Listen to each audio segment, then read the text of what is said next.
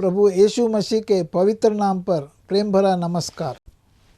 प्रभु की असीम करुणा से पिछले 5 साल से शुभ संदेश चैनल द्वारा प्रस्तुत किए इस जीवन जल कार्यक्रम में आपका स्वागत करते हैं। यह कार्यक्रम बहुत प्रियजनों के जीवन में प्रभु यीशु मसीह पर विश्वास करके उद्धार पाने और मसीह जीवन के लिए एक आशीष का कारण हो गया है। प्रभु की महिमा हो। परमेश्वर का वचन कहता है, क्या ही धन्य है हर एक जो यहोवा का भय मानता है और उसके मार्गों पर चलता है। यही इस जीवन जल कार्यक्रम का उद्देश्य है कि आप अपने परिवार के साथ परमेश्वर के वचन में सच्चाई का मार्ग एवं प्रभु यीशु मसीह पर विश्वास के द्वारा सच्चाई का जीवन अनुभव कर सके। आपके और आपके परिवार का उद्धार और आशीष का कारण ठहरे, यही हमारी प्रार्थना है। इस कार्यक्रम का लाभ उठाते हुए आप इस विषय में जरूर अपने पड़ोसी और प्रियजनों के सूचित करें। साथ ही करस्पॉन्डेंट के माध्यम द्वारा मराठी, हिंदी और अंग्रेजी भाषा में बाइबल का अध्ययन भी कर सकते हैं। प्रभु का वचन सुने और आशीष पाए। आमीन। जीवन जल कार्यक्रम देखने वाले सभी दर्शकों को जगत के उद्धारकर्ता प्रभु यीशु मसीह के पवित्र नाम में नमस्कार। यूहन्ना अध्याय 7 और पद 37 में पवित्र शास्त्र वचन में ऐसा लिखा हुआ है, यीशु ने लोगों को पुकार कर कहा, यदि कोई प्यासा हो तो वह मेरे पास आकर पिए। जो मुझ पर विश्वास करेगा उसके हृदय में से जीवन के जल की नदियाँ बह निकलेंगी। प्रभु यीशु मसीह आपके प्यास को बुझाना चाहते हैं, आपके सवालों का जवाब देना चाहते हैं। एक बार फिर परमेश्वर ने हमें मौका दिया मिलने के लिए। ये उसकी अजीम कृपा और दया है कि जिंदों की जमीन पर उसने हमें रखा है। We have been kept in the land of the living by his grace and mercy. और क्या हाल है आपका? मुझे पता है बड़ी परेशानियां होंगी, डिफिकल्टीज आएंगी, तूफान होंगे, परेशानियां एक बादल की तरह आपके ऊपर मंडरा रहे होंगे, पर फिक्र मत कीजिए। परमेश्वर आपके संग है, परमेश्वर आपके साथ है और परमेश्वर सब कुछ देख रहा है। हाँ, मैं बताना चाहता हूं, गॉड इज सीइंग एवरीथिंग। परमेश्वर की आंखें एक क्षण में पूरी दुनिया को देखती है और उसके आंखों के सामने से कुछ भी छुपा नहीं है। कोई गुप्त बात भी परमेश्वर के नॉलेज में छुपा नहीं है। परमेश्वर सब कुछ जानता है। He knows everything। उसके परमेश्वर को आपके अंदरूनी जो हृदय के छोटे जो चेंबर है, सीक्रेट चेंबर जिसे कहते हैं, जो गुप्त स्थान है आपके हृदय में भी, वो भी परमेश्वर जानता है कि वहां क्या बातें छुपी हुई हैं, वो क्या पाप अंदर उन यादों की दीवारों में क्या बंद किए हुए हैं अपनी चीजें, वो परमेश्वर जानता है। बिल्कुल ऐसे ही मैं बताना चाहता, रानी और राजू अपने दादा के घर गए। गर्मियों की छुट्टियां थी, जैसे आपको पता, गर्मियों की छुट्टियों में अक्सर हम लोग चाहते हैं कि अपने मम्मी डैडी के घर जाएं और दादा दादी के घर जाएं, नाना नानी के घर जाएं।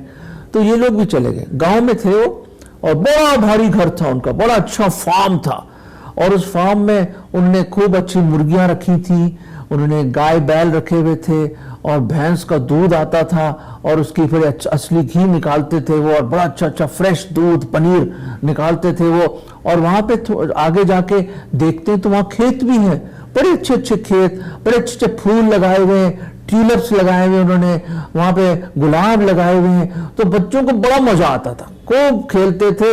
1 मिनट ऐसे गुजर जाता था पता ही नहीं चलता था। और रानी और राजू वेट करते थे कि कब छुट्टियां होंगी, कब हम जाएंगे दादा के घर। और मेरे अजीजों, यही हुआ कि ये गर्मियों की छुट्टियों में भी ये लोग पहुंच गए वहां पे और खूब मजा आया, खूब खेले हो, क्योंकि गांव के बच्चे भी जुड़ जाते थे। कभी क्रिकेट चल रही है, कभी लूडो चल रहा है, कभी कैरम चल रहा है और कभी कोई पकड़न पकड़ाई, चोर सपाई, सब तरह की गेम चलती है। मजा आ जाता है। एक खास तौर से ऐसी गेम थी जिसको कह रहे हैं गिल्ली डंडा।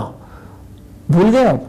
हाँ, गिल्ली डंडा खेलते हैं, सब तरह की चीजें खेलते हैं। शायद हमारे जो बच्चे हैं ये पुराने खेलों को शायद भूल गए हैं, पर हम तो उसी से बड़े हुए हैं। और मुझे याद है जब मैं ये बोल रहा हूं, आपके चेहरे पे एक मुस्कुराहट आ रही है कि हाँ अरे यार पिट्ठू भी खेला करते थे हम, और खूब लगती थी पीछे बॉल हमें, और भागते थे हम दबा के। और हाँ गिल्ली डंडा यार कमाल है, ऐसे खुद छीलते थे उसको गिल्ली को और फिर दबा के मारते थे हम, इधर उधर जाते थे और फिर कहीं किसी को लग जाती थी भागते थे हम दबा के। ऐसे ही हुआ दोस्तों कि दादा ने कुछ बतकों को भी रखा हुआ था, डक्स को, और वो डक्स को बड़े अच्छे एक छोटा सा एक तालाब बनाया हुआ था, वहां पे बड़े मजे से ये लोग घुमा करते थे। और वहां पे बहुत अच्छे खूबसूरत सफेद रंग के बतखें थी वहां पे, और राजू को बहुत पसंद था, बड़ा समय उनके साथ बिताता था। पर एक दिन क्या हुआ कि गिल्ली डंडा खेलते हुए जोर से गिल्ली को मारा, ठंग करके मारा उसने, और वो जाके वो जो गिल्ली एक छोटे बतख के बच्चे को जाके लगी और एकदम वो बतख मर जाता है। और वो लोग आए, दोस्त आए, अरे अब क्या होगा, अब क्या होगा, इधर उधर देखा, यहाँ देखा वहां देखा, पर ये भूल गए कि ऊपर नहीं देखा उन्होंने कि कौन देख रहा है, परमेश्वर तो देख ही रहा है। इसलिए एक उसके जमीर में उसको काटा और वो परेशान हो गया। उसने कहा एक चीज अच्छी बात है कि कोई मुझे देख नहीं रहा। अपने दोस्तों को हाथ जोड़ के बोला भाई किसी को बताना मत। उन्होंने वही गड्ढा खोदा पास के एक पेड़ के पास और उस बतख के बच्चे को वहां पे दबा दिया। और याद रखें दादा हर एक चीज का हिसाब रखते थे कि मेरे पास भाई 39 मुर्गियां हैं, मेरे पास कितनी भैंसें हैं, कितनी बकरियां हैं और कितनी बतखें हैं। हर एक चीज का हिसाब दादा रखता था। और उनको यह डर था कि हमारे बुजुर्ग दादाजी जो बड़े प्रिय हैं कि उनको पता न चल जाए कि एक बतख मिसिंग है। कभी आपके साथ हुआ है ऐसा कि कुछ गलत हो गया आपके साथ और आप चुपचाप उसको कारपेट के नीचे छुपा रहे हैं, या किसी अलमारी के किसी ड्रॉर के बिल्कुल आखिर में आपने वो चीज छुपा दी है, या अपने दिल के उस गुप्त चेंबर में आपने ये बात ये पाप छुपा दिया है। मुझे मालूम नहीं, पर कई चीजें मेरे अजीजों, मेरे दोस्तों, खास तौर से नौजवानों और बच्चों, कई चीजें जो हम करते हैं, हम गलत जो करते हैं उनको छुपा देते हैं। और राजू हमारा बिल्कुल हमारे जैसा, उससे ये गलती हुई, अनजान हुई, नो डाउट अनजान में हुआ ये, और उसने बिल्कुल इंटेंशनल नहीं था, पर वो लग गई उस बतख को और वो बतख उसी वक्त मर गई क्योंकि गिल्ली बड़ी शार्प होती है आपको पता है, और फट करके उसके सर पे लगी वो जोर से। दोस्तों छुपा दिया, दफना दिया। पर क्या पाप को आप दफना सकते हैं? क्या गुनाह को आप दफना सकते हैं? नहीं दोस्तों, नहीं। गुनाह को कोई दफना नहीं सकता, पाप को कोई दबा नहीं सकता। एक है जो सिर्फ उसको मिटा सकता है, धो सकता है, हटा सकता है, भुला सकता है, वो सिर्फ खुदा है दोस्तों। पर हुआ ये कि हैरानी की बात है, जब हम सोचते हैं, और ये भी आपने देखा होगा कि बड़े से बड़ा चोर कोई ना कोई सबूत छोड़ देता है, बड़े से बड़ा उस्ताद या चोर भी क्यों ना हो, कोई ना कोई छोटा सा एक चीज छूट जाती है और एक सबूत छूट जाता है जहां पुलिस पकड़ लेती है। पता नहीं अक्सर ऐसे ही होता है। और वही हुआ कि रानी ने उसको ऊपर से देख लिया। रानी गई थी कपड़े सुखाने के लिए, उसकी बड़ी बहन, और उसने ऊपर से देख लिया कि क्या माजरा है, ये क्या कर रहा है राजू, और कैसे वो बतख मर गई है और कहां उसको दफनाया, ऊपर से कौन देख रहा है, छुप के रानी देख रही है, क्योंकि कपड़े सुखाने गई थी वहां पे वो। और फिर उसके बाद मेरे अजीजों, मेरे दोस्तों, मेरे दर्शकों, फिर जो परेड हुई राजू की। क्यों, कैसे? क्योंकि रानी उसको सब तरह का काम करवाने लगी। अरे मेरा जूते पॉलिश कर दे, अरे मेरा ये कपड़े प्रेस करने के लिए दे दे, अरे ये कपड़े धोने ले जा, कपड़े सुखाने ले जा, अरे दादाजी के लिए ये लिया, अच्छा दूध लेके आ, अरे ऐसा कर, ये कर ले, वो कर ले। अरे सुबह से लेके शाम तक उसको गुलाम बना दिया। He became a slave to his sister। वो पाप का गुलाम तो था ही, और एक बड़ा भारी गिल्ट, एक उसके अंदर इतना बड़ा बोझ कि मैंने गुनाह पाप किया और उसको छुपा दिया, उसको लेकर, उस बोझे को लेकर गुलाम बन गया। रानी हर है गिलास पानी लेके आ।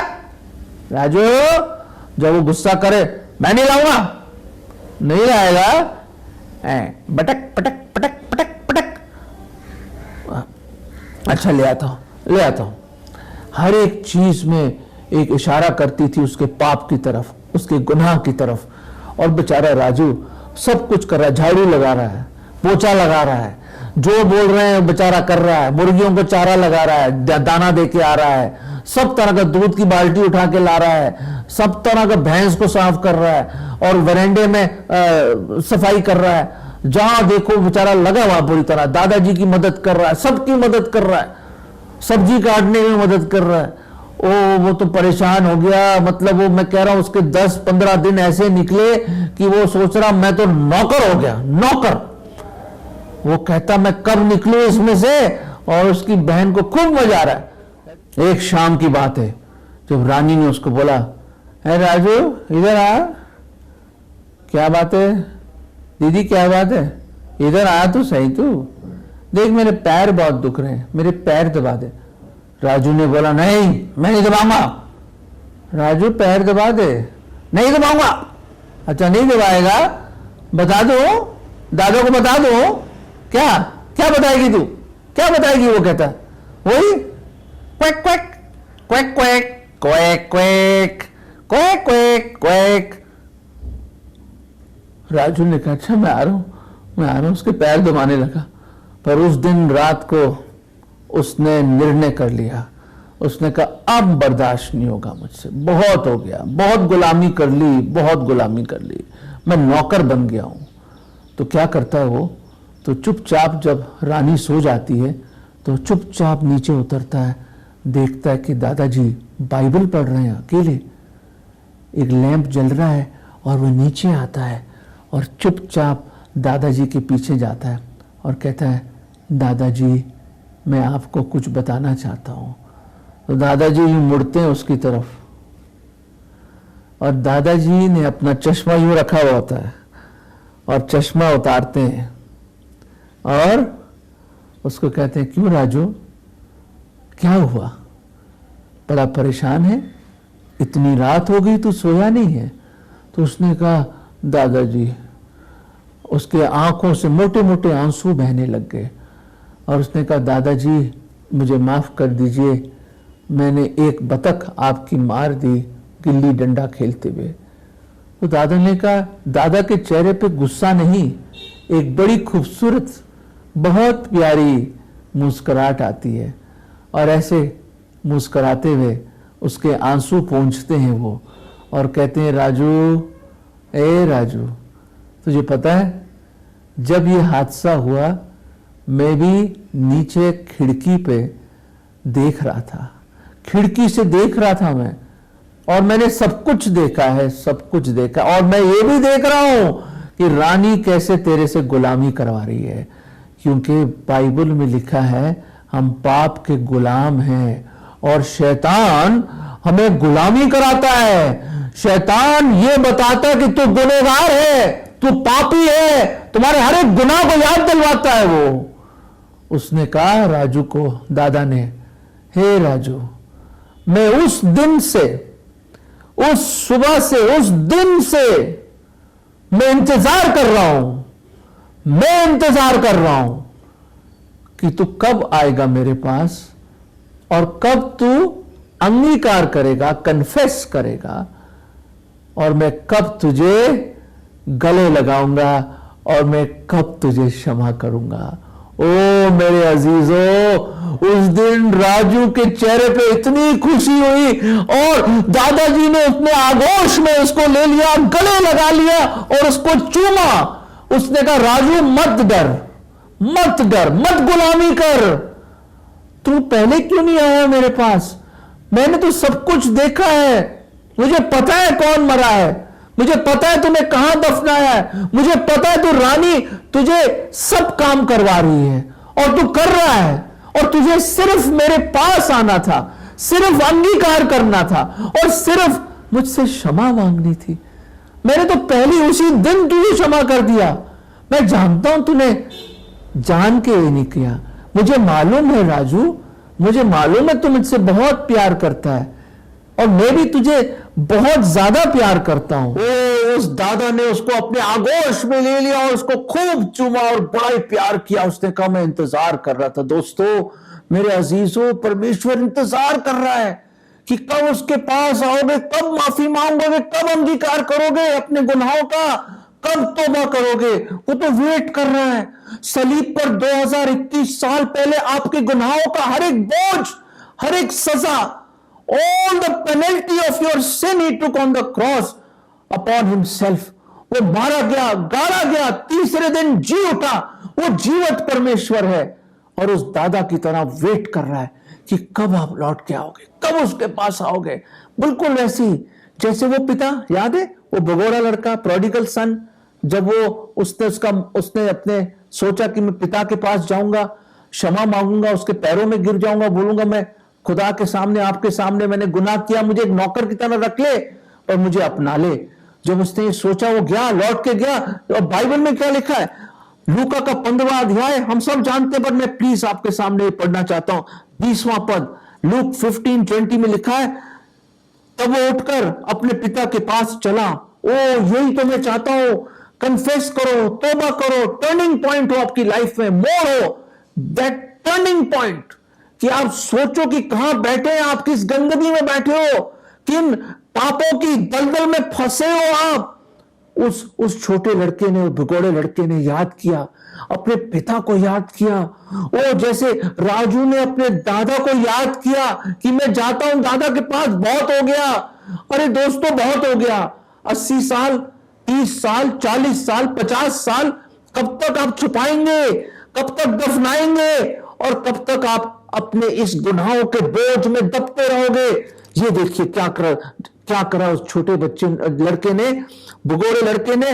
और यहां लिखा है जब वो उठ के चला, वो अभी दूर ही था तो उसके पिता ने उसको देखकर तरस खाया। ओ प्रेज द लॉर्ड। जब वो दूर ही था, हम दूर निकल गए, भेड़ों की नाई दूर हो गए। खुदा के कलाम में लिखा भटक गए हम लोग, हम बहुत दूर हो गए उससे, बहुत दूर। शायद आज कोई मेरी आवाज सुन रहा है, वो खुदा की आवाज आप सुनिए कि वो कह रहा है अगर हम बहुत दूर भी क्यों ना जाएं, फिर भी वो हमें देख रहा है, फिर भी अपने स्वर्गीय झरोकों से हमें देख रहा है, हमारे हृदयों को जानता है, वो टटोलता है हमारे हृदयों को और हम पे तरस खाता है, हमें मोहब्बत करता है, प्यार करता है और उस मोहब्बत भरी आंखों से हमें देख रहा है कि कब हम लौट कर आएंगे। वो पिता रोज इंतजार करता कि कब मेरा बेटा लौटेगा। और जब उसने दूर ही देखा, उसने देखा, देखने का मतलब वो वेट कर रहा था, वेट बड़ी शिद्दत से इंतजार कर रहा था, ओ बड़ी लालसा से इंतजार कर रहा था कब लौट के आएगा, वो कब लौट के आएगा, कब लौट के आएगा। आज भी परमेश्वर वेट कर रहा है कि आप कब लौट कर आए, कब आए उसके हुजूरी में, कब आप अंगीकार करें, कब बोले उसके चरणों में गिर के उस भिगोड़े लड़के की तरह, ओ मैंने आप खुदा और आपके सामने गुनाह किया है। क्या बोलना चाहोगे आप? और फिर देखो क्या हुआ, फिर देखो क्या हुआ। उस पर तरस खाया, वो दौड़ा, वो बूढ़ा बुजुर्ग पिता दौड़ा और उसको गले लगा लिया और बहुत चूमा। ही स्मॉदर्ड हिम विद किसेस, उसको अपने आगोश में ले लिया जैसे दादा ने राजू को अपने आगोश में ले लिया। ओ मेरे अजीजों, वो खुदा प्रेमी परमेश्वर है, वो दयालु परमेश्वर है, वो सच्चा खुदा है। वो चाहता कि आप लौट कर आए उसके पास। एक नजर तो मोड़ लो, लौट जाइए। कोई पुकार रहा है तुम्हें, सलीब, आपको सलीब से कोई पुकार रहा है, वो हमारा मसीहा है। उसने कहा है पिता इनको क्षमा कर, वो नहीं जानते वो क्या करते। और वो हमारे लिए मारा गया, अपना लहू बहाया, उसको दफन कर दिया जैसे मैंने बताया, पर तीसरे दिन जिंदा हुआ। और एक और आयत मैं आपके सामने लाना चाहता हूं, बहुत खूबसूरत आयत है। ये लिखा है साम 86 86 भजन में, भजन संहिता 86 उसके 5वें पद, साम 86 और 5 में यूं लिखा है वर्स 5 में, क्योंकि हे प्रभु तू भला है, oh for the Lord is good. ओ मैं बता नहीं सकता, मैं आपको लफ्जों की बंदिश में इसको डाल नहीं सकता कि खुदा कितना भला है, हम कितने बुरे हैं, हम कितने पापी हैं, हम कितने गिरे हुए हैं। हम बाइबल में लिखा सर से लेके पांव तक हम नासूर हैं, इतने फोड़ों की तरह जो जिसमें से पीक निकल रही, ऐसे हमारी जिंदगी है। हमें कोई अच्छाई नहीं है, हमें हमें हमें हमें कोई धार्मिकता नहीं है। There is no one righteous, no not one. फिर भी वो स्वर्गीय पिता, वो परमेश्वर, वो हमारा प्रिय प्रभु यीशु मसीह, फिर भी हम जैसे बदशक्ल बदचलन और गिरे हुए गुनहगारों से मोहब्बत करता और इंतजार करता है, माफ करने के लिए रेडी है। माफ कर, वो बहुत भला है। वो चख के देखो वो कितना भला है, विश्वास करके तो देखो कितना भला है, वो बहुत प्रेमी है। आगे देखते हैं, और क्षमा करने के लिए हरदम तैयार है। He is ready to forgive. अंग्रेजी के बाइबल में लिखा है, इंग्लिश बाइबल में, he is good and ready to forgive. वो हर दम तैयार है। आप किसी भी पहर में उसको फोन कर लो या उसको पुकारो, सुबह दोपहर शाम आधी रात, कभी भी बिस्तर के ऊपर, ऑफिस में, स्कूल में, कॉलेज में, किचन में, बाथरूम में या मेट्रो ट्रेन में, हवाई जहाज में, कहीं पे भी आप क्यों ना हो, अकेले हो या बड़ी भीड़ में हो, कहीं पे भी हो, उसकी ओर पुकारो। वो रेडी है, वेट कर रहा उस दादा की तरह कि कब हम लौट के आएंगे, कब वो हमें बताएगा कि मैंने क्षमा कर दिया भाई, आपको सलीब पे क्षमा कर दिया, मैं तो वेट कर रहा हूं कब लौट के आओगे। He is ready to forgive, ever ready to forgive. आइए तो सही उसके पास, वो वेट कर रहा है। वो दादा ने यही तो बोला राजू को, मैं तो उस फर्स्ट डे से वेट कर रहा हूं, तो कब आएगा मेरे पास, जब से तेरे से गलती हुई, कब आएगा तू। फिर आगे हम देखते हैं, और लिखा है, और यहां पे लिखा है, और जितने मुझे पुकारते हैं उन सबों के लिए तू अति करुणामय है। ओ करुणा से भरा हुआ हमारा परमेश्वर है, जो भी उसको पुकारता है। अति, ही इज एक्सीडिंग, मतलब उसकी कोई लिमिट नहीं, उसकी करुणा की, उसकी दया गुडनेस की कोई लिमिट नहीं है, कोई लिमिट नहीं। ओ आ जाओ उस सैलाब में, उसकी मोहब्बत और प्रेम और शांति और अनुग्रह की सैलाब में डूब जाओ। आज आ जाओ, पश्चाताप की एक छोटी नाव लेके, चप्पू चला के आ जाओ उसकी हजूरी में, उस सैलाब में आ जाओ, वो बह जाओगे उसके प्यार में, उसकी मोहब्बत में। दोस्तों, वो वेट कर रहा है, प्लीज पुकारो उसकी ओर। वो बहुत भला है, ही इज वेरी गुड, और he is ready to forgive. वो हर दम, हर वक्त, हर क्षण, हर दिल की धड़कन से के साथ वो इंतजार कर रहा है कि आ जाओ उसके पास, वो माफ करेगा। यही बोलना है आपको, हे पिता, हे प्रभु यीशु, मैं आता हूं तेरे पास, just as I am I come to you Lord. जैसा मैं हूं मैं तेरे पास आता हूं, हर गुनाह को लेके अंगीकार करता हूं। प्रभु, मैं पापी हूं, गुनहगार हूं, मुझे माफ कर दो। मैं विश्वास करता हूं कि आप मेरे गुनाहों के लिए सलीब पर मारे गए, आपको दफनाया गया, तीसरे दिन जी उठे और जीवत ही स्वर्ग में गए, और आप दोबारा आएंगे। प्रभु, मेरे दिल में आ जाओ, मुझे अपने आगोश में ले लो, मुझे गले लगा लो, मैं वो बेगोड़ा हूं प्रभु, मुझे उठा लीजिए प्रभु, और मेरे दिल में आ जाओ। आज से मैं आपको अपना उद्धार करता, प्रभु मुक्तिदाता करके ग्रहण करता हूं। प्रभु जी, मुझे बचा लो। ये विश्वास की प्रार्थना मैं प्रभु यीशु मसीह के नाम में मांगता हूं, आमीन। दोस्तों, अगर ये प्रार्थना आपने करी है तो एहसास करो कि आज वो स्वर्गीय पिता, हमारे प्रभु यीशु मसीह ने आपको गले लगा लिया है और वो आपको चूम रहा है, और आप उसके फैमिली और उसके राज्य में शामिल हो गए। Hallelujah, praise the Lord. अगर परमेश्वर ने इन वचनों के द्वारा आपसे बातें किया है और आप इस विषय पर अधिक जानकारी प्राप्त करना चाहते हैं या किसी प्रार्थना के विषय को बांटना चाहते हैं, तो निसंदेह हमसे संपर्क करें। हमारा पता Jeevan Jal Nav Bhavna building, 422 SVS road, post box number 19161, Prabhadevi, Mumbai 400025। प्रार्थना एवं मुफ्त बाइबल करेस्पॉन्डेंस कोर्स के लिए हमें संपर्क करें और अपना नाम और पूरा पता हमें SMS करें। Mobile number 7710065115। Email ID gospelbroadcast@yahoo.com। Web address www.lwgb.org।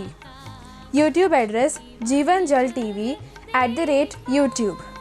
जीवन जल कार्यक्रम को हर सोमवार शाम 6:30 बजे, बुधवार शाम 6:30 बजे, शनिवार रात 9 बजे इसी चैनल पर देख सकते हैं।